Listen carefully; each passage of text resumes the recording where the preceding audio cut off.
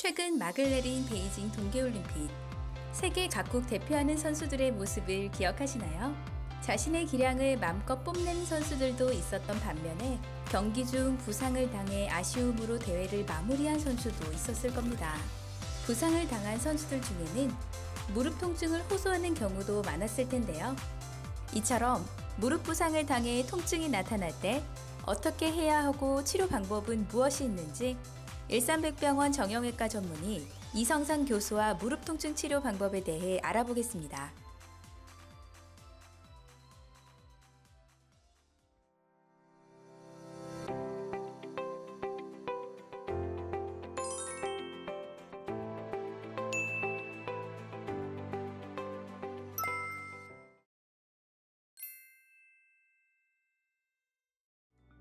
네, 안녕하세요. 인제대학교 일산백병원에서 십자인대 파열, 연골판 파열, 흰다리 교정, 무릎 인공관절, 외상을 진료하고 있는 정형외과 전문의 이성산입니다. 반갑습니다.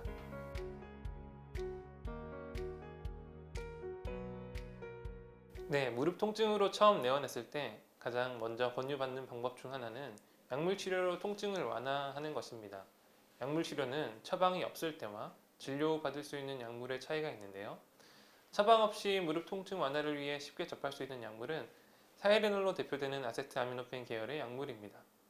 신장 기능에 영향을 거의 주지 않아 비교적 안전하다고 알려져 있지만 만성 알코올 중독 및 간 질환을 가지고 있는 환자에게 사용할 때 주의를 기울여야 합니다.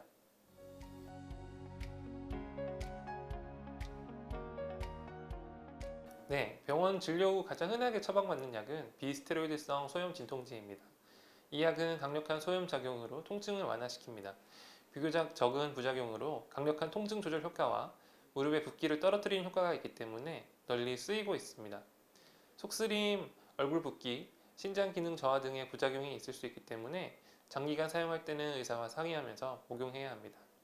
최근에는 적은 용량의 항우울제도 관절염으로 인한 통증에 효과가 있는 것으로 밝혀져 사용 중에 있습니다.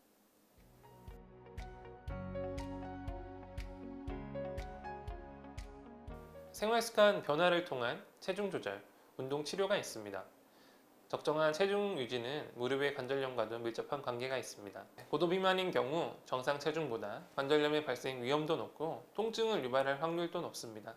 계략적으로 체중이 1kg 늘어날수록 무릎에는 그 3배에 해당하는 부담이 가해지기 때문에 체중을 조절하는 것은 무릎 관절통을 감소시키는 데 매우 중요합니다. 이를 위해서는 식이요법 및 운동요법이 중요합니다. 운동은 폐활량을 증가시키고 관절 구축을 개선하고 근력을 증가시키며 체중을 감소시켜 증상의 감소뿐만이 아니라 악화를 예방하는 효과도 있습니다. 운동요법을 시행하기 전에 온열요법을 하는 것은 증상의 완화와 관절 강직을 개선하는 데 도움을 줍니다.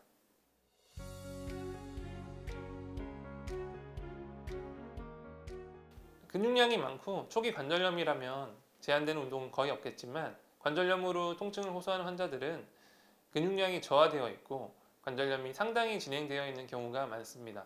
네, 이러한 경우 중량의 영향을 덜 받고 무릎 관절에 굽힘이 많지 않은 운동인 수영이나 아쿠아로빅, 걷기, 실내 자전거 같은 운동을 권장합니다. 관절이 많이 부어 염증이 심한 경우 무리한 운동이 증상을 악화시킬 수 있어 피하는 것이 좋습니다. 또한 평소에 운동을 안 하는 사람이 갑작스레 무리한 운동을 하게 된다면 인대나 연골판이 손상되는 등 더 해로울 수 있기 때문에 자신의 몸 상태에 맞게 운동을 해야 합니다.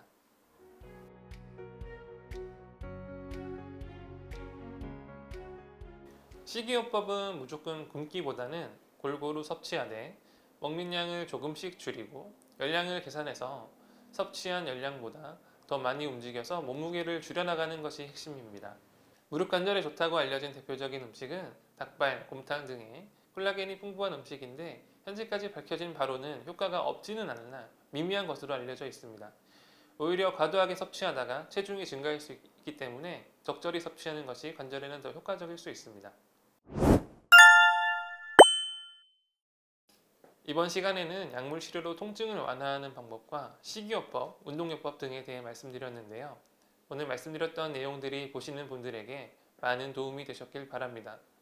다음 편에서는 무릎 통증에 많이 이용되는 주사치료에 대해 알려드리도록 하겠습니다.